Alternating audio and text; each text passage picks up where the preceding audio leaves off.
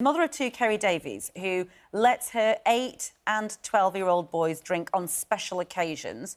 And we also have Lottie, Dailey, who says her three daughters, who are still quite young, actually, but they certainly won't be drinking until their late teens, i.e., presumably, you mean 18, do you?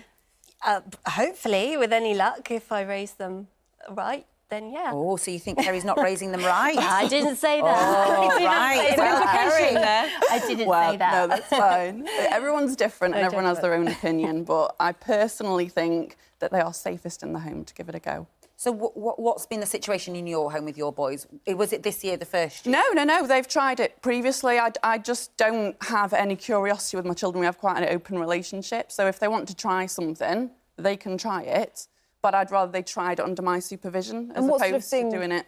Do you let them try? Is it wine, beer, spirits, anything they want? They will try and sample anything that they ask to. I don't force it upon them. But if they say, Mum, what's that? Can I have a bit? I'll say, you can try it. They never like it, which is even funnier. They pull the most awful faces. What, neat gin? What do you give them? No, not neat gin. They've had wine with their Christmas dinner this year. They had a little bit of Prosecco. How much are we talking? Oh, they'll have literally not even that. No, probably well, I don't know. quarter. I don't have that much. They'll probably have a quarter of a glass in front of them. Quite a lot. But they won't drink it. It's literally there that if they want to taste it, they can taste it. My 8-year-old had about 3 mouthfuls on Christmas Day and was like, this is not good, Mum, and put it to one side and he's like, can I have a glass of Coke instead? So it is just teaching them that the opportunity is there. It's never going to be hidden in our house, so that they will never feel afraid to then ask. And your other half's a copper, isn't he? Ex-copper. An ex-copper.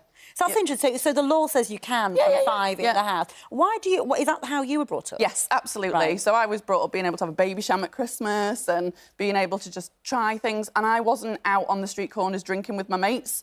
I actually tried it at home with my parents. The novelty had gone by the time you were It's boring 15. then. You get to 15, it's like, I've already tried that, I'm not interested. Lottie, what about that point? Because then, you know, as Kerry was saying there, that, you know, her children are then saying, actually, I don't really like this anyway. They've tried it. Do you worry that for your children, they might think it's this, you know, amazing thing they've never been able to try, so when they do get a taste of it, they're going to go crazy? Not at all. I'm an extremely liberal household myself, but alcohol is just not something I'd factor into my children whatsoever.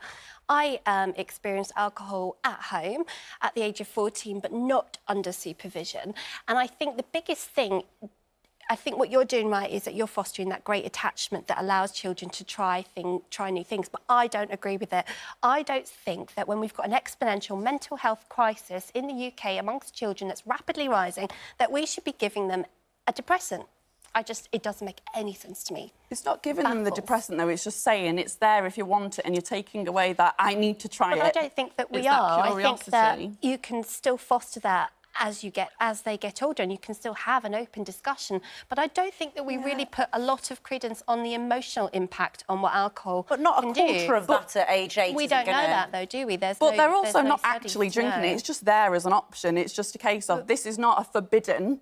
It's not a do as I say, not as I do situation. It is a situation of actually, it's not a poison. Yeah, but I have to say that it is a poison. Would you give them a cigarette? I wouldn't give them a cigarette because I don't smoke. But alcohol's a drug and we don't respect setting an example to my children, and if they see me drinking, they're going to be naturally curious as to whether or not they can try it. And when you're open and say, go for it, you can try it, they go, no, you're all right. And is it a way about having that conversation about responsible drinking? Is it a way of being able to do that, though? I think that when it comes to responsible drinking, we shouldn't just be talking about the physical effects or the law. We should be considering what it feels like emotionally. I, for one, have never been able to mentally handle my alcohol. I am a naturally sensitive person. I get depressed afterwards. I am not alone.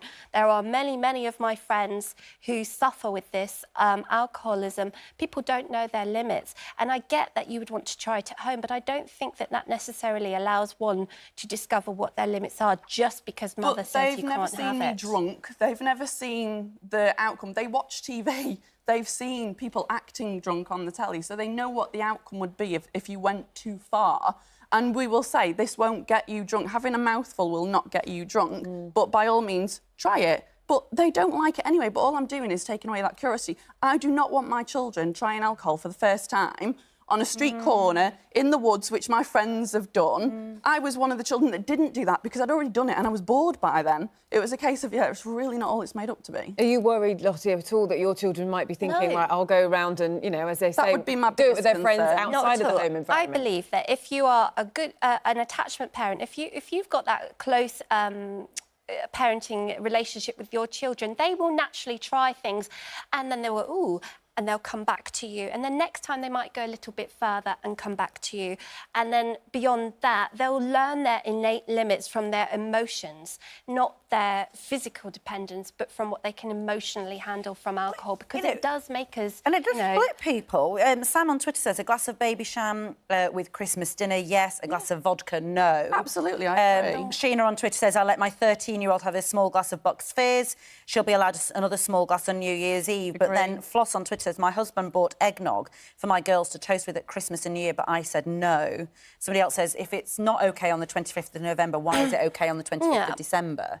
But I allow it all year round. If there's a special occasion, they are allowed to try it. But why do we put alcohol because they see us as adults. Everything? It's not central, though. They see us as adults enjoying it responsibly, having a glass of wine with our meal. They know that you can't drink and drive. If they say to me on Friday night, can we go to the shop, Mum? I'm like, no, I've had a glass of wine. So they know what you can and can't do. So I'm teaching them that actually it's nice to have a glass of wine, a very nice glass of wine with your meal, but at the same time, that's all it is. They don't see me sit there and get absolutely out of my face, because that's not what it's about. This is about, I don't binge drink. I don't go out and get legless. That is not what this is. This is about, actually, this is normal kind of a Mediterranean way of life, isn't it, in some ways? It's continental. It's fascinating that. I mean, you two are obviously very split on this, and also people at home very split, because we had our Twitter poll running to say, should you allow your children to drink alcohol at Christmas? 44% said yes, but 56% said no. So the majority of you thinking no, you shouldn't. And a lot of people got in touch to vote for that one. So thanks very much to all of you.